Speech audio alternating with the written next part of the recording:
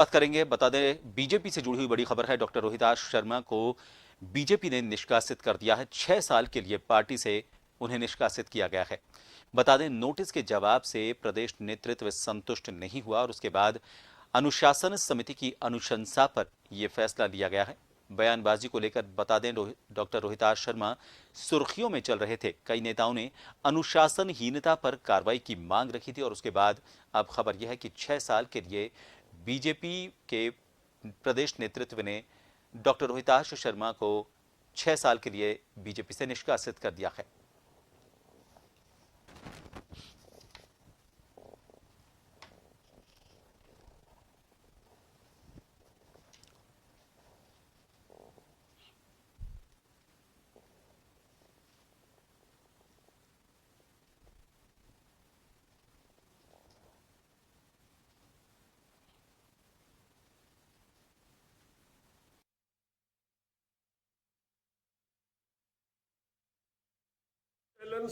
News channels पर आ रहा है कि मुझे पार्टी से निष्कासित कर दिया। मैं तो इतना ही कहूँगा कि मुझे निष्कासित करने वालों ने स्वयं की रंजिश के कारण पद का दुरुपयोग करके मुझे निष्कासित किया है। ऐसा कोई कारण नहीं था कि मैंने कोई अनुशासनहीनता नहीं की कि मैं पार्टी के खिलाफ कहीं बोला हूँ। मैंने मात्र इतना कहा था कि सतीश जी पूनिया ने 22 साल पहले पार्टी के खिलाफ और पार्टी नेताओं के खिलाफ बहुत भद्दे शब्दों का प्रयोग किया, रिजाइन कर दिया और चुनाव के पीरियड में अपनी पूरी पार्टी को साथ लेके चले गए। तो ऐसे अनुशासनहीन व्यक्ति दूसरों पर क्या अनुशासन का डंडा चलाएंगे। मात्र इस रंजिश को पूरा करने के लिए उन्होंने मेरे को पार्टी से निकाला। मैं भारतीय जनता पार्टी मेरी माँ है, मैं पार्टी के साथ हूँ और पार्टी को कभी धोखा नहीं करूँगा। मैं कोई कांग्रेस में जाने वाला नहीं हूँ। कांग्रेस के लिए मैंने ये जरूर कहा कि कांग्रेस मेरा पीयर है। मैं बचपन में जो यूथ कांग्रेस में था, जब से मेरी ट्रेनिंग कांग्रेस में हुई, और तो मैं तो ये कहता हूँ कि वो मेरा पीयर है कांग्रेस और भाजपा मेरा ससुराल। तो इसमें क्या दिक्कत है। अब ससुराल के साथ हूँ, मैं बीजेपी में नहीं जाने वाला, लेकिन बीजेपी में अपने हक की लड़ाई लड़ूंगा। मुझे सतीश जी पूनिया ने व्यक्तिगत रंजिश के कारण, कुछ नेताओं ने जो कि परिपक्व नहीं है, जो अनुभवहीन नेताओं ने जानबूझ के अनर्गल जो है ना बात कही है, जिनका मैं पहले खंडन कर चुका हूं। अब मेरी न्याय की लड़ाई के लिए मैं प्रधानमंत्री तक जाऊंगा और नड्डा जी के पास जाऊंगा और अमित शाह के पास जाऊंगा। मुझे उम्मीद है इन नेताओं से कि मुझे न्याय करेंगे। मैं बहुत अनुभव वाले व्यक्तियों का शिष्य रहा हूँ, मैंने उनके नीचे ट्रेनिंग ली है। मैं कभी अपशब्द और गलत भाषा का प्रयोग नहीं करता। हमारे नेताओं ने राजस्थान में विधानसभा और लोकसभाओं में नई परंपरा कायम की है। मैं उन परंपराओं में पला हुआ व्यक्ति हूँ। मैं कोई गलत नहीं हो सकता, अनुशासनहीन नहीं हो सकता। इन्होंने व्यक्तिगत रंजिश से मुझे निकाला है और इसलिए मैं पूरी लड़ाई लड़ूंगा और मैं जीतूंगा।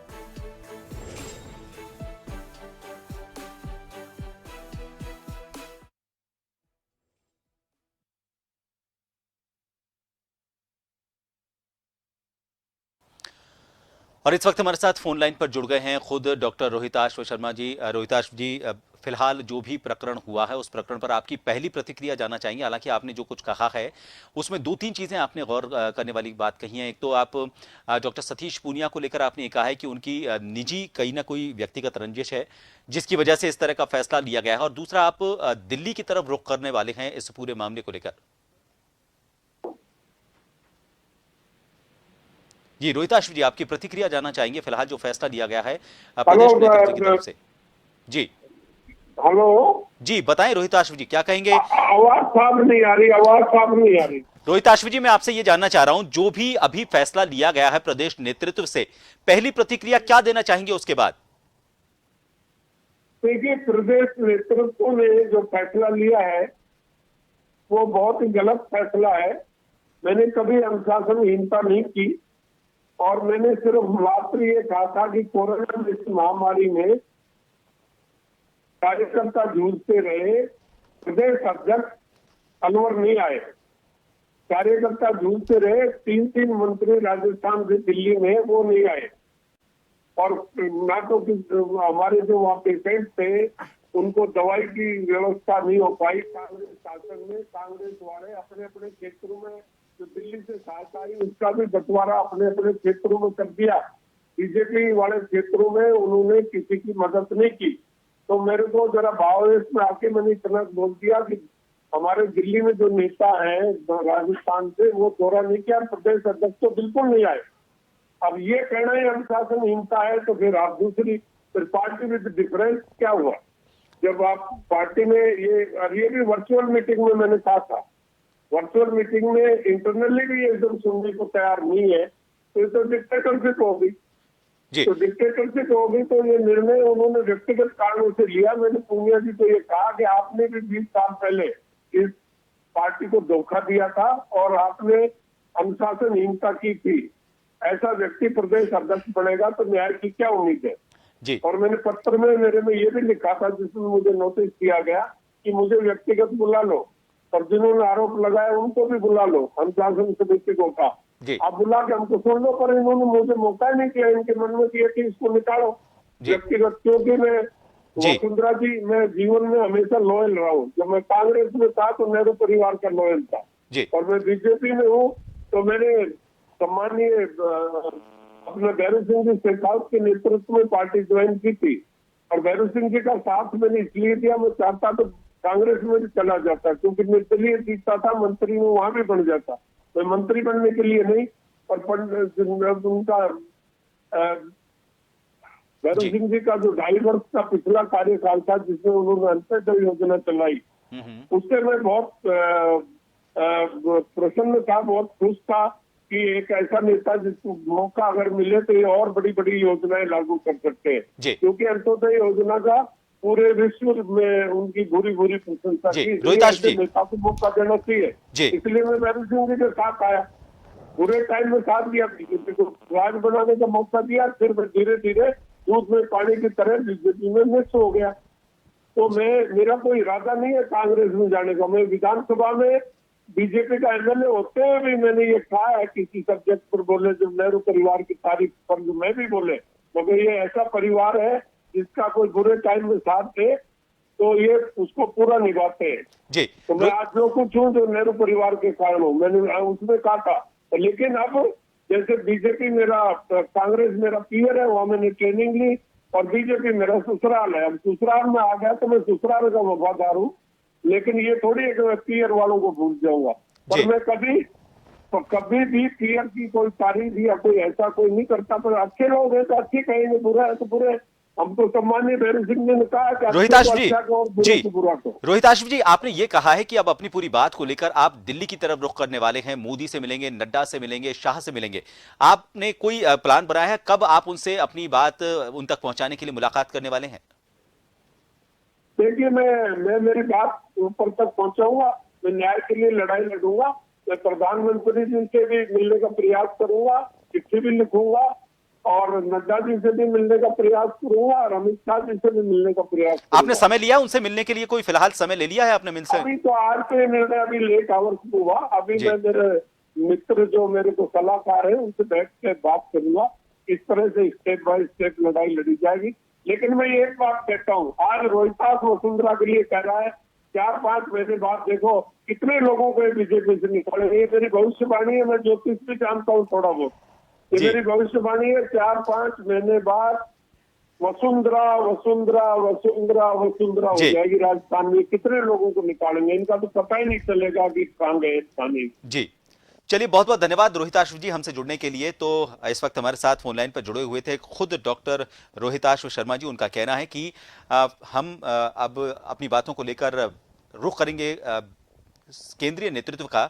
उनका कहना है कि मोदी, शाह और नड्डा से मुलाकात करेंगे, और साथ ही उनका यह भी कहना है कि वो थोड़ा बहुत ज्योतिष जानते हैं, और जितना जानते हैं उसके मुताबिक आने वाले 4 से 5 महीने में बीजेपी से और कुछ नेताओं को निकाला जाएगा। और उसके बाद जो बात कुछ दिनों पहले उन्होंने वसुंधरा राजे को लेकर समर्थन देते हुए कही थी, कुछ उसी तरह की बात एक बार फिर वो दोहरा रहे हैं। और उनका कहना है कि व्यक्तिगत रंजिश के चलते उन्हें नहीं सुना गया, उन्हें निष्कासित किया गया। व्यक्तिगत रूप से उन्होंने अपनी बात सामने रखने के लिए कहा था, लेकिन उन्हें यह मौका ना देते हुए सीधा उनका निष्कासन किया गया है, और ये गलत है।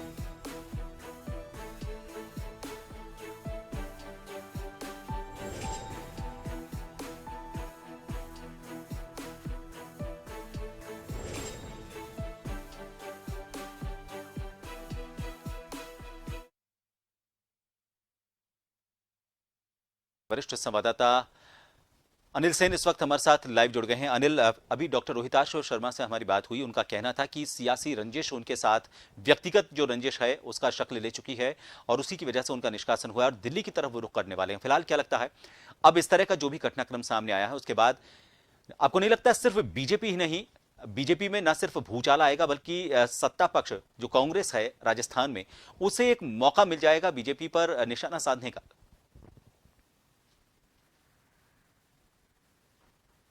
देखिए, जाहिर सी बात है, सत्ता पक्ष को वैसे विपक्ष घेरता है, लेकिन विपक्ष जिस तरह से खुद घर में गिर रहा है, उससे सत्ता पक्ष को कहीं ना कहीं मौका मिलेगा। लेकिन दूसरी बात यहाँ पर अपन चर्चा करें प्रभात की, दिल्ली दस्तक देने की बात कही जा रही है। लेकिन याद होगा कि सतीश पूनिया पहले दिल्ली जा चुके हैं, 3 दिन तक दिल्ली रहे थे, और मामला कुछ इसी तरह का था। इस मुद्दे पर भी चर्चा हुई थी, और उसके बाद में ये एक्शन यहां पर लिया गया है। तो ये जरूर कहा जा सकता है कि दिल्ली की हरी झंडी शायद पहले सतीश पूनिया को मिल गई थी, और उसके बाद में नोटिस का जवाब आया। पहले नोटिस दिया जा चुका था रोहिताश शर्मा को, और उसके बाद में नोटिस का जवाब आया, अनुशासन समिति ने तय किया, और उस पर कहीं ना कहीं जो जवाब आया था उससे संतुष्ट नजर नहीं आई अनुशासन समिति, और फिर कहीं ना कहीं ये एक्शन लिया गया, 6 साल तक के लिए निष्कासित यहाँ पर किया गया है। तो ये कहा जा सकता है कि रोहिताश शर्मा की राह आसान नहीं है। दिल्ली भले ही उनके अलवर से नजदीक पड़ती हो, लेकिन दिल्ली का रास्ता अभी उनसे दूर है। दिल्ली के दरवाजे शायद उनके लिए अभी खुलने वाले नहीं है, क्योंकि प्रदेश नेतृत्व ने जिस तरह से आज सुबह से हम देख रहे हैं कि लगातार जो बयानबाजी का दौर चल रहा था, मुख्य प्रवक्ता की बात करें या फिर हेम सिंह भड़ाना की बात करें, आज सुबह से ये दौर था कि क्यों ना एक्शन लिया जाना चाहिए रोहिताश शर्मा के खिलाफ, क्योंकि उन्होंने लगातार पार्टी के खिलाफ बयानबाजी की है। लगातार जिस तरह की बयानबाजी हुई है, संगठन को कहीं ना कहीं उसका खामियाजा उठाना पड़ा है, और इसी वजह को लेकर आज सुबह से नेताओं की बयानबाजी भी देखने को मिल रही थी, और उसी से लग रहा था सुबह से ही कि भाजपा खेमे के अंदर कुछ हलचल जो ये मची हुई है, शायद शाम होते होते कुछ नतीजे पर पहुंचेगी, और शाम होते होते नतीजा यहां पर आया कि रोहिताश शर्मा को पार्टी से निष्कासित कर दिया गया है। निष्कासित के बाद में जरूर उन्होंने कहा कि ये निजी कहीं ना कहीं एक उनकी राय कही मानी गई है सतीश पूनिया की, और कहा कि खुद की रंजिश के चलते उनको